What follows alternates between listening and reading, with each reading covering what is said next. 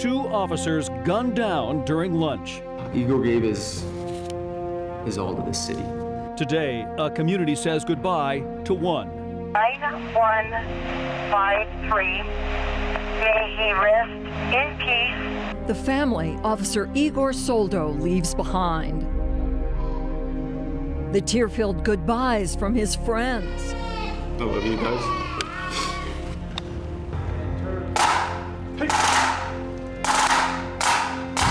And the support pouring in from Las Vegas and beyond.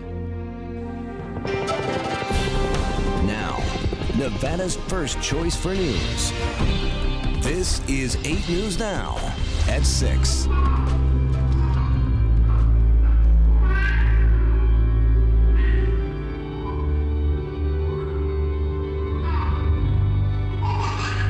You're watching Officer Igor Soldo playing with his son Logan, something that will never happen again. Thanks for joining us. This afternoon, Officer Igor Soldo, one of 2 slain Metro officers, was laid to rest. Sunday, a pair of shooters ambushed those 2 officers while they were eating lunch at Cece's Pizza. The 2 shooters later killed again, a man trying to put an end to their rampage inside the nearby Walmart. But today, we're celebrating the life of a man who died during the job he loved. Aaron Drawhorn spent the day attending Officer Igor Soldo's service, and he joins us with more. Mourners from the community and from law enforcement agencies from across the country paid their respects to fallen Metro Police Officer Igor Soldo. Our lives have been blessed because he has served us, who suffer so silently at some of the senseless acts of violence that we see and witness and somehow have to reckon with. Soldo was remembered for how dedicated he was to being a police officer. Igor was family. He handled himself professionally and with honor every night. It was my privilege to work alongside him. Canyon Ridge Christian Church was filled as Southern Nevada copes from the tragic events of 4 days ago. This year today, it's amazing. He would have been the first one to say, I don't need that. But clearly, the most emotional moment during today's service was not someone giving a eulogy. It was the video of Officer Soldo in action when he was alive. Not in action on a police call, but in action playing with his 11-month-old son, Logan. This little boy lost his father in Sunday's senseless shooting spree. The video clips brought mourners to tears, showing the extent of Igor Soldo's bravery and sacrifice of service. Aaron Drawhorn, 8 News Now. Officer Soldo was well loved by his family and his friends, many of whom are Metro officers. Today they talked about the brotherhood they share. Over the years, our department has unfortunately gone through this a lot, so you think you'd be prepared. One of the things I thought about each time was how hard it was, but I was fortunate to not have that personal connection. I mean, there's the brotherhood that's always there, and you have that connection, but I was fortunate I didn't personally know that person. This time I did. Don't wish it on anybody. Tyler Todd says when he first heard about Sunday's shooting, he and many others thought Officer Soldo and Officer Beck were the first to go into the shootout at the Walmart. They had no idea they had been ambushed inside of Cece's restaurant. Igor's brother Robert said he loved being a police officer, but loved his family even more. I wish I could take that bullet for him, because it's not fair.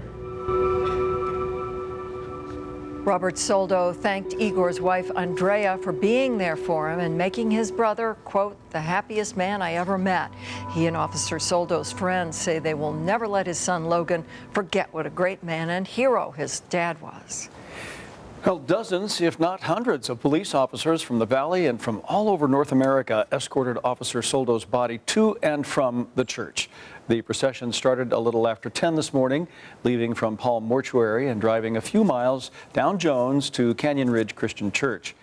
After the ceremony there, the motorcade and casket made its way back for the interment. Some locals lined the sidewalk as squad cars came from as far away as Canada, driving by, waving, and paying their respects.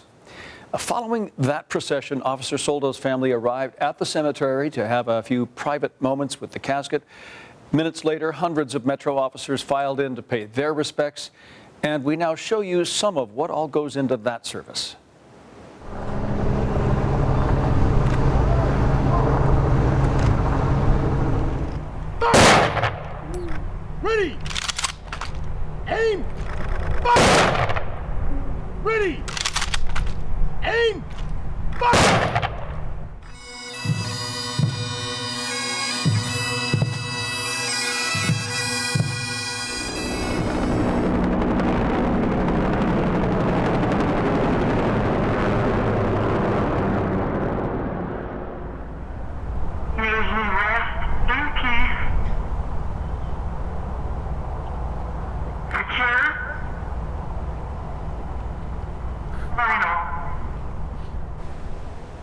You just heard what's called securing the P number. A specially selected dispatcher calls it out one last time as a sign of respect. And then, as you see there, Sheriff Doug Gillespie also presented Igor Soldo's wife with a flag honoring his service to Metro. The services for the other officer killed last Sunday, Alan Beck, will be held Saturday. Beck leaves behind a wife and 3 children. He moved here from Wyoming in 2001 so he could become a Metro officer. Beck was also very involved with the LDS Church and taught Sunday school. The funeral for Officer Alan Beck is set for Saturday morning at 9 a.m. at Reynolds Hall at the Smith Center. We're told this is the first funeral ever to be held there. The man gunned down inside the Walmart will also be laid to rest, but at this point, funeral plans for Joseph Wilcox have not yet been announced. Metro says he tried to stop the gunman once inside Walmart, but was shot and killed. Fundraisers for his family are being held across the valley. Another fundraiser will be taking place tomorrow at the Pink Taco restaurant inside the Hard Rock Hotel. From 11 a.m. to 6, 100% of proceeds will go to the Wilcox Memorial Fund. And the CC's Pizza, where officers Soldo and Beck were gunned down, will also be holding a fundraiser for their families and the family of Joseph Wilcox. This Sunday, the restaurant at Nellis and Stewart will donate 100% of its proceeds. We've also learned that yesterday's fundraiser at Freed's Bakery raised more than $52,000. The bakery sold 35,000 cupcakes. For more information on ways you can help all 3 families, just go to 8newsnow.com and use the keyword donation. Well, 2 kids thrown out of a window, police say by their own mother, how they discovered what happened. Plus people showing up to pay traffic fines, but their money then disappears. The I-Team explains the scheme. One woman's accused of cooking up to pocket the cash.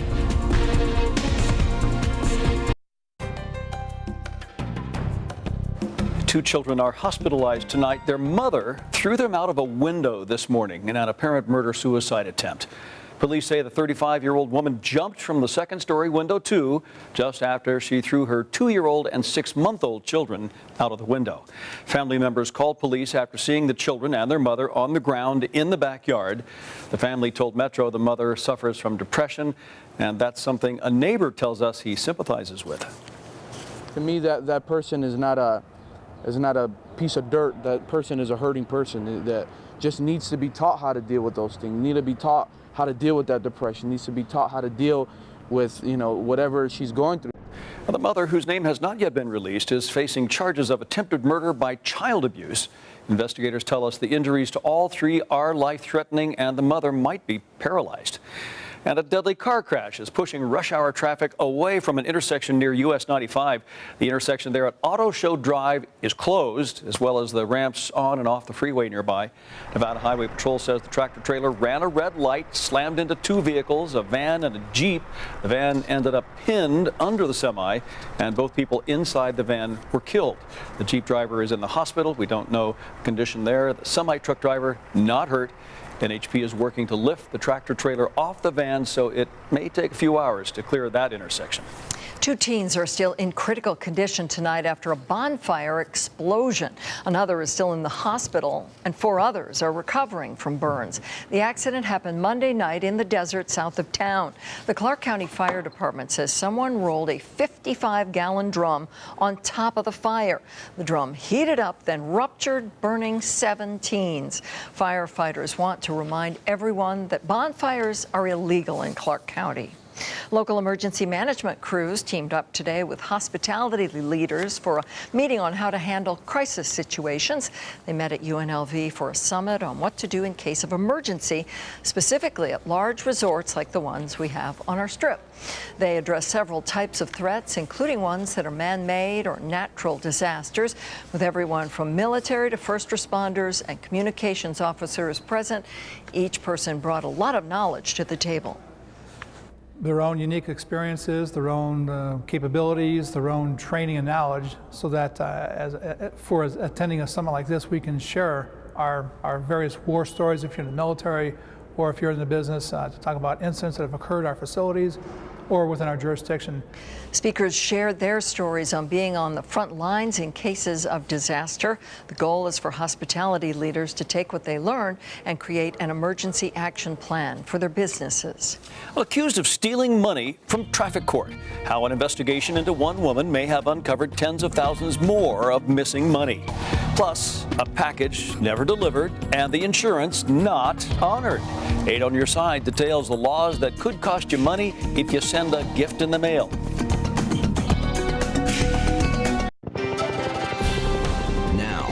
Nevada's first choice for news. This is 8 News Now at 6. A Las Vegas woman is in jail tonight. She's accused of embezzling tens of thousands of dollars in traffic fines from the Las Vegas Justice Court. Team's Glenn Meek joins us now with this exclusive story. Glenn? Yeah, that's right. This former employee of Justice Court now faces justice in district court. Only this week, the alleged thief was brought back to Las Vegas after being arrested in Virginia. Stacy Blankenship Hicks is charged with 4 counts of felony theft and 1 count of unlawful use of a computer. She's in jail on a $100,000 bond.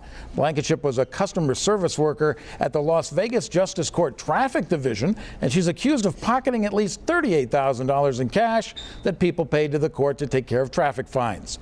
An audit prompted by the investigation of Hicks suggests as much as $91,000 might have been misappropriated. The traffic court audit concluded, quote, controls are lacking in areas that leave cash transactions at risk. Whenever there's employee theft in a government environment, we want to make sure that there are checks and balances. We want to make sure that there are controls so that this doesn't happen again.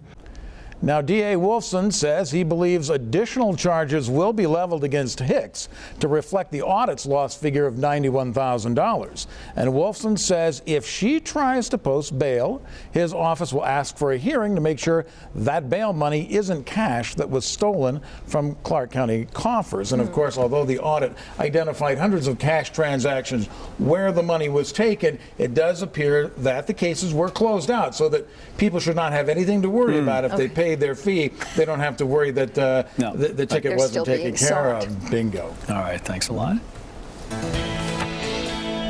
From 8 News Now, this is Neighborhood Weather with Darren Miller.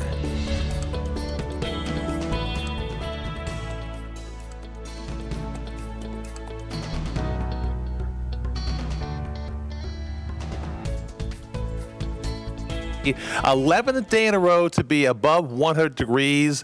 Looks like we're going to start to cool things down though as we head towards the weekend, as we have an area of low pressure that'll begin to move into the area that'll finally cool us down. So you see the breeze outside right now. Gusts up near 20-25 miles per hour because of the wind out there. So here's the official high today. Normal high is 98 degrees, and here it is, the 11th day in a row to be at 100 or a little bit hotter. The high today at 103.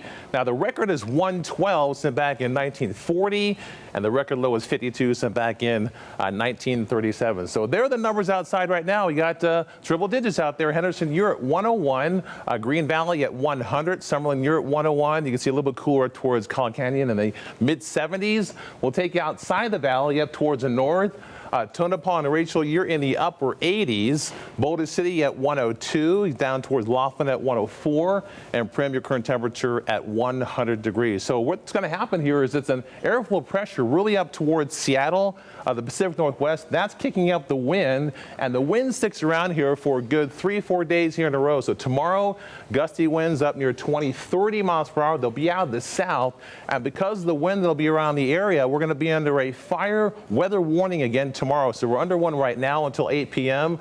All those areas there shaded in the red because of very low humidity, strong winds, and dry fuels. We're going to be under another red flag warning tomorrow because we're going to have gusty winds, very low humidity, some very strong winds, and some dry fuels. Now, as far as the air quality, we had some smoke in the atmosphere yesterday, a little bit today, but really the big story over the next couple of days will be the dust because of the wind. So tomorrow we're going to be in the moderate category for dust.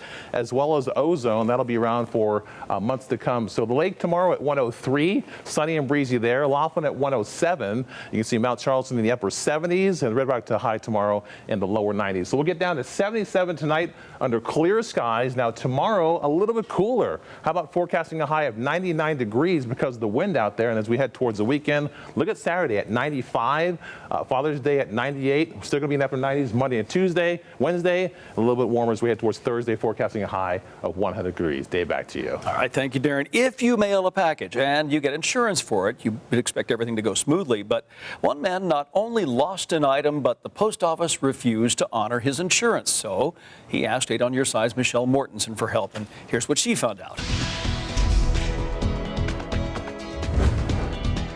If you ever plan on mailing something expensive through the post office, listen up. You better know the law before you do, because there's some pretty unusual ones out there that can leave you out a lot of cash if things go wrong. That's something Benny Fortich learned the hard way. He bought this ring that you see right there for more than $600. He got it for a deal at Neiman Marcus here in town and decided to send it to his lifelong friend who now lives in Canada. He packed it himself in a bubble envelope and took it to the post office, where he had it insured for $700. He thought the package would arrive safe and sound a few days later, but instead, he got a call from Canadian Customs. And then one day, Customs in Canada told me that the package was lost. All they have is the envelope. Assuming someone had stolen the ring, he went back to his local post office to make a claim. That's when he got another big surprise. They told him he could file an appeal, but wouldn't win because it's illegal to mail jewelry to Canada. Feeling helpless, he turned to 8 on Your Side. Who will I turn to, you know? Then there was one time that I was watching TV, I saw Michelle there, 8 on Your Side doing, so I tried it. We immediately started fighting for Benny because who knew mailing jewelry to Canada was illegal? But it turns out, according to the international mail rules, jewelry, coins, and currency can't be sent regular mail, only registered mail. Benny didn't do that, so the insurance claim, null and void.